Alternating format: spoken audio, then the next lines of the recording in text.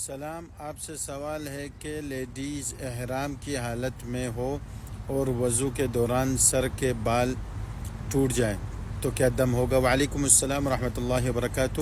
یہ ایسا ہے نا، اس میں آپ کا سوال میں سمجھ گیا ہوں۔ آپ کا سوال ایسا ہے کہ اگر انسان کا کوئی اپنا کوئی فعل ہو تو مطلب ہاتھ لگا رہا ہے، کھجا رہا ہے، کھینچ لیا، تو اس صورت میں تو جو ہے نا وہ اس کے اوپر اس کی تفصیل ہے۔ اس پہ اگر زیادہ ہو تو پھر اس میں دم آتا ہے، کم ہو صدقہ فطر وغیرہ آتا ہے۔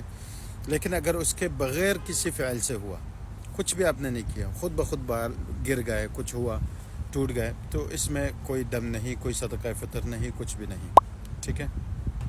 تو احرام کی حالت میں بہت احتیاط کرنا ہوتا ہے، بہت زیادہ احتیاط کرنا ہوتا ہے۔ مطلب احرام آپ نے پہن لیا، آپ کوشش کریں عمرہ مکمل ہو تاکہ آپ احرام کا معاملہ آپ کا ختم ہو جائے، نہ کہ احرام پہن کر آپ نارملی کام بھی کر رہی ہیں اور جا رہی ہیں، سو بھی رہی ہیں، اور دو تین دن احرام بندھا ہوا ہے۔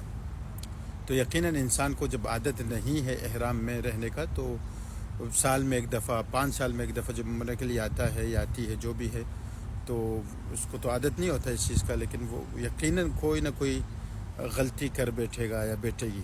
تو بہتر یہی ہے کہ احرام باندھا اب فوراً سے اپنے آپ کو فارغ کر دیں، بہتر ہے، ٹھیک ہے۔